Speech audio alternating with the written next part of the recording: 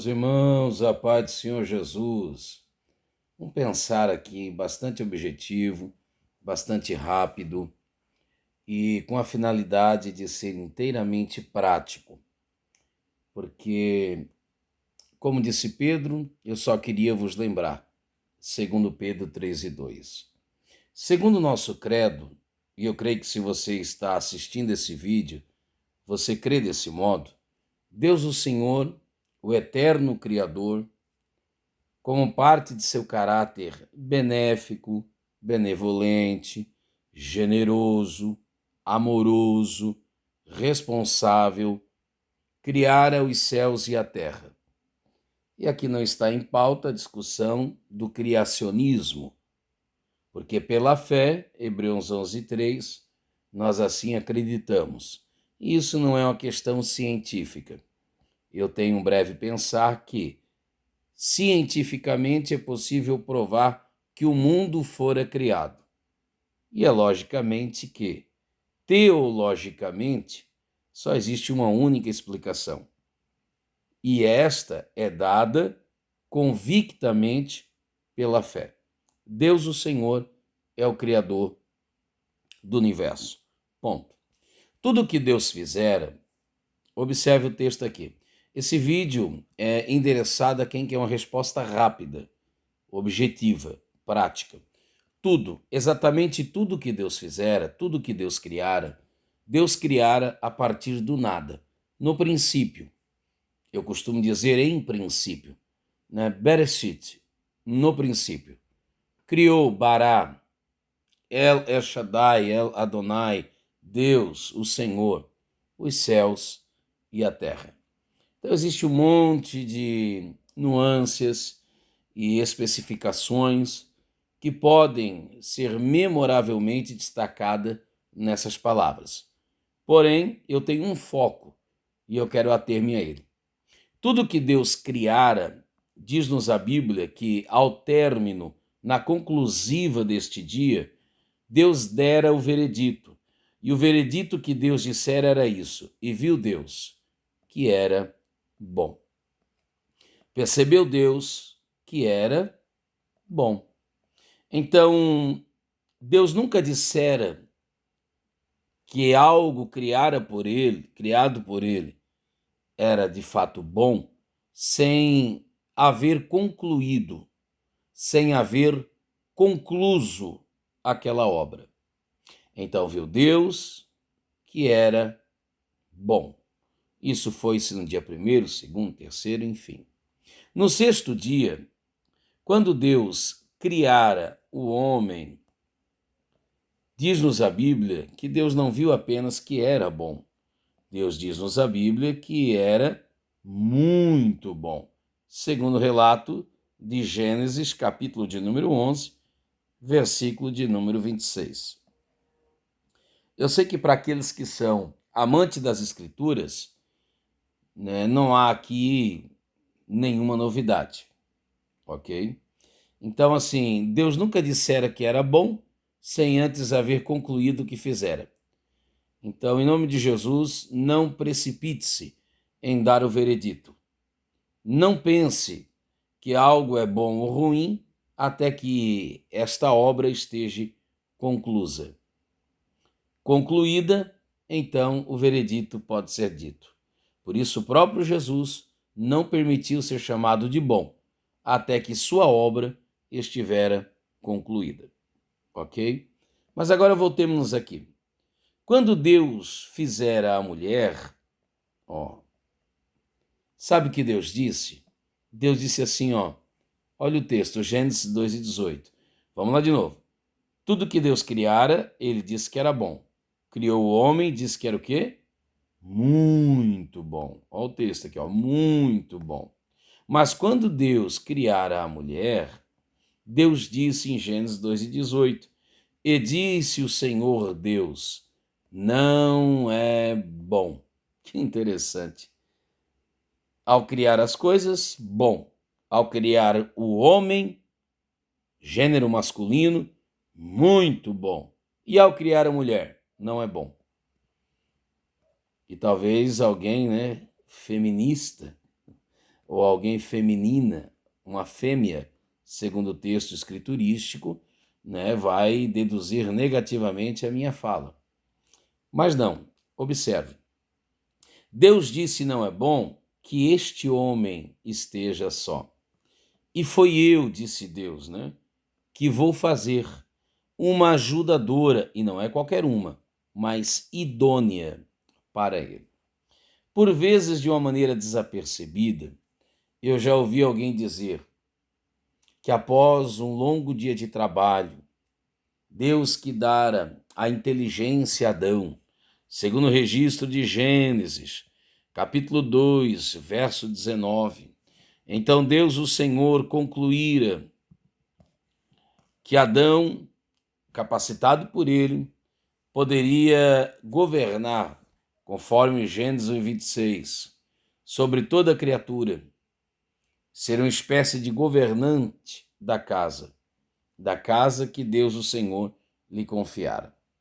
E que esse Adão, após a conclusiva desse trabalho, e trabalho é bênção, Gênesis 2:15, este Adão percebeu que todo animal tinha ali, né, seu parzinho, e que o Adão não tivera.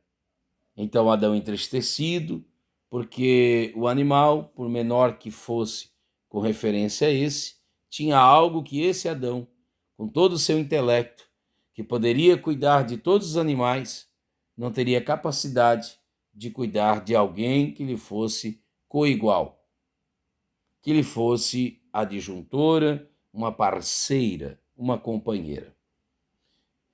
Parece até uma história bonita, parece até uma ideia legal, só que não é bíblica. Em momento algum é dito que o Adão reclamou para Deus. Então, eu não preciso, numa exegese, injetar no texto uma verdade que não é verdade. Não há na Bíblia um dizer do Adão. Foi o próprio Deus, o Senhor, foi o próprio Deus, o Senhor, que fez a leitura, a percepção. Foi Deus quem viu que a este Adão nada de toda provisão, observe, que lembra lá do início da minha fala, que era boa, não tinha nada ruim, nada de toda provisão que esse Adão tivera, nada de todo o governo que Adão tivera, nada de tudo que lhe era confiado, ainda assim substituiria alguém que pudesse ser uma adjutora coigual, uma companheira. Eu estou falando de uma mulher. Então, quem percebeu isso foi Deus.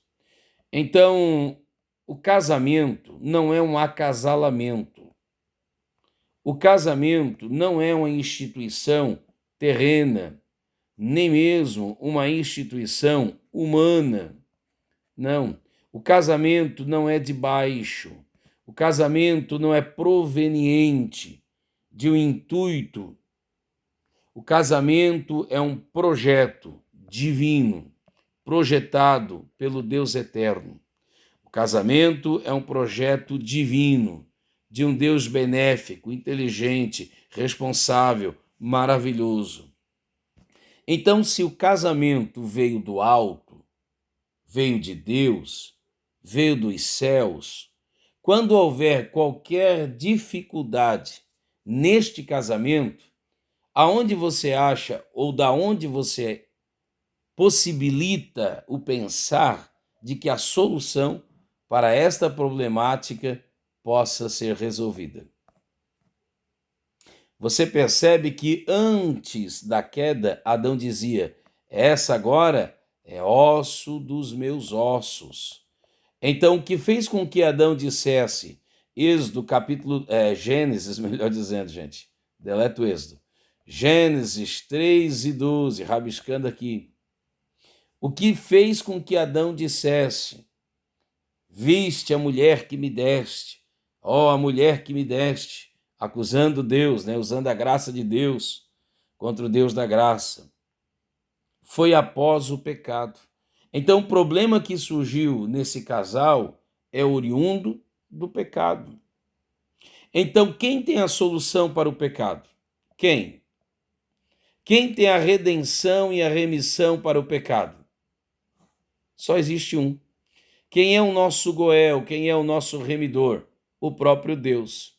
Se o problema do casamento, se a problemática da raça humana veio por ocasião do pecado, e somente Deus e ninguém maior e melhor do que Ele, somente Deus é capaz de solucionar o pecado, que é a origem do problema, o pecado, que é exatamente a fonte, que é a causa.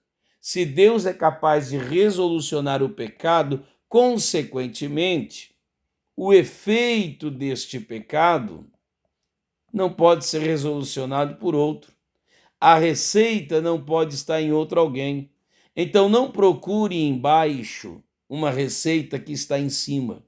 Não procure no homem a solução que está em Deus. Não procure na terra a bênção que é proveniente do alto, a saber, do Pai das luzes. Então eu sei que é simplório, eu sei que não é nenhuma novidade naquilo que estou dizendo, mas eu só queria vos lembrar-lhes que quem viu a necessidade foi quem? Foi Deus. Quem foi aquele que projetara? Originou-se aonde? Quem foi o idealizador? Deus. Logo, quem é o solucionador? Não pode ser outro, senão o próprio Deus. Finalizo com pensar. Eu sou um excelente desenhista, só Jesus na minha vida. Eu vou tentar desenhar aqui, gente. Aqui em casa, eu digo para minha esposa, nós vivemos uma coisa chamada triângulo amoroso. Gente, eu sei que talvez não pareça, tá? Mas o que eu tentei desenhar aqui foi um triângulo, tá bom? Então vamos lá. Nós vivemos aqui em casa o que eu nomino como um triângulo amoroso. Que é isso, pastor? Sim, a gente vive um triângulo amoroso. De um lado estou eu, de outro está ela. Somos a base. Agora, quem você acha que deve ocupar a parte de cima? Quem você acha que está exatamente aqui, ó? Não pode ser outro, senão o próprio Deus. Então, observe, de um lado estou eu, de outro está ela, com as nossas diferenças, e as nossas diferenças, elas são capazes de nos complementar, a gente vai um ao outro se completando. Se aqui estou eu, se aqui está minha esposa, quanto mais a minha esposa se aproximar de Deus, e se eu também me aproximar-me dele, consequentemente nós estaremos mais próximos. Conseguiu entender, não? Aqui estou eu, aqui está ela e aqui está Deus. Quanto mais eu me distancio de Deus, consequentemente mais eu me distancio dela. Quanto mais eu me aproximo de Deus, consequentemente mais eu também me aproximo dela. Então, na verdade, a resolução do problema matrimonial e, na verdade, de todas as problemáticas é um problema que somente o Senhor e somente em Deus é capaz de ser resolucionado. Resolva o teu problema com Deus, resolva o teu problema com o pecado e acredite, os demais problemas serão resolucionados. Se eu for um homem de acordo com a palavra de Deus, amar a minha esposa como a Bíblia aconselha-me que eu faça, priorize ela como a Bíblia aconselha que eu faça. Se ela for uma mulher de Deus, consequentemente nós, juntos em Deus, viveremos o melhor de Deus. Então, se alguém vive um pouquinho abaixo do melhor de Deus, não está vivendo o propósito central e primordial de Deus, que era uma vida de excelência. Então, não busque no lado, não busque no horizonte, Não busque em outro lugar. Eu vejo pessoas que estão buscando refúgio aonde refúgio não tem. Os demais podem até auxiliar de algum modo. Livros, palestras, terapeutas, profissionais do ramo, mas qualquer um que não focar em Deus e não atribuir a Deus a solução, acredite, é falível, e se encontrar qualquer tipo de resolução, pode ter certeza que essa resolução será limitada e temporal, porque somente um Deus eterno é capaz de resolucionar-nos duradouramente. Deus, o Senhor, não tem apenas quantitatividade, mas qualitatividade de vida. Que Deus em Cristo Jesus nos ajude para a glória de seu nome.